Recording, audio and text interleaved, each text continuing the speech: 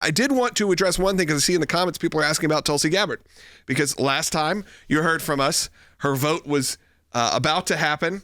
We knew that it was coming. We're pretty confident. We were pretty excited.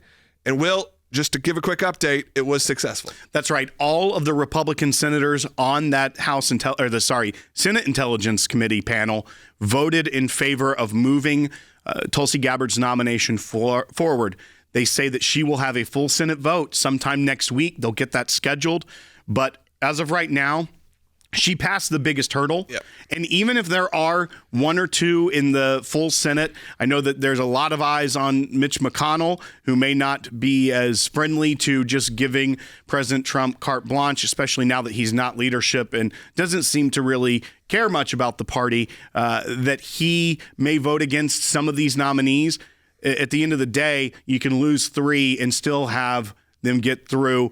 The main ones that we were concerned about have already voted in favor of advancing her nomination. They will have to vote again in the Senate, but I don't see them changing their mind after putting her forward when they could have ended it right then and there. Yeah. Great news. Congratulations, Tulsi. Yep. She's going to be a great director of national intelligence for us. I think we can feel pretty good about the fact that she is the director of national intelligence, been a friend here now for many years and a part of our broadcast team. I guess the good and the bad is she probably will no longer be on this broadcast as a weekly commentator, but now can come on as the director of national intelligence. Who doesn't do as many interviews. Not That's as many. one position that they kind of don't put out there as much. I think occasionally we'll be able to hear from her. Maybe she'll be able to come on, but it's very cool. We're very proud of her and excited to see that move forward. We also saw Pam Bondi has been sworn in this morning.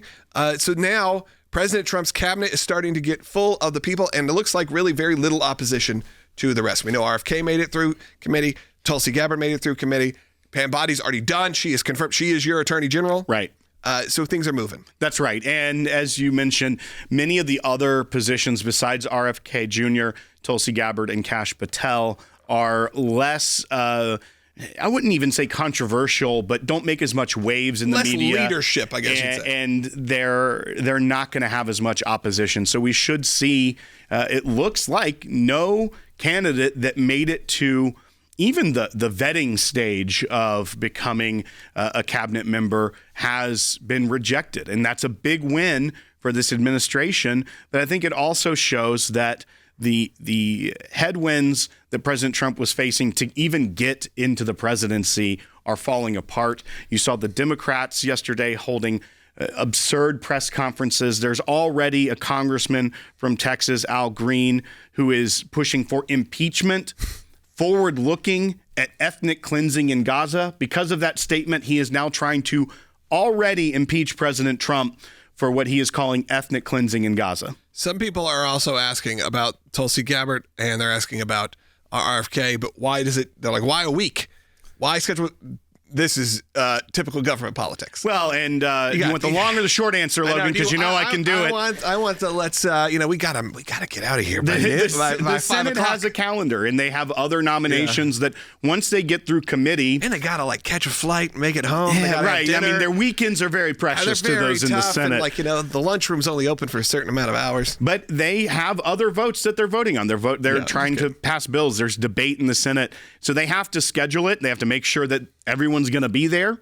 That's also a hurdle sometimes, is if there's other events and the senator's not in town. They have to schedule it. They have to put it on the calendar, and then the Democrats can try to block it through filibuster. They have to hold a pre-vote to get cloture. So there are a lot of steps before you get there. Pam Bondi, for instance, was passed out of committee on the prior Wednesday, so a week ago. Full week. And it took a week. They didn't vote on her until last night, and she was sworn into office today. I'll take a week, right. A full week, if we can have Tulsi Gabbard as Director of National Intelligence, whatever it needs to be. More than that, I'll start pressing. But, for a week, we'll give it a week. Now, people are asking about Kash Patel. And look, I've been concerned that someone in this group was going to be the one they sacrificed, that the Republicans decide to turn down, as well as the Democrats. I thought that may have been Tulsi. I thought that may have been RFK.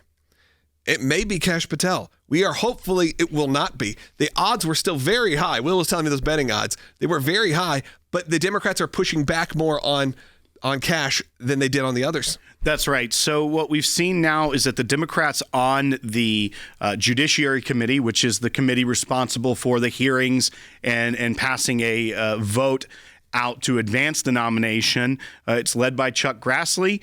The Democrats on that committee are requesting a second formal hearing for the nominee. He already did a 5-hour hearing, did a great job. I actually think the Republican sentiment surrounding Kash Patel is even more favorable than both RFK Jr. and Tulsi Gabbard, but they were able to get through. So I still have a good feeling about this.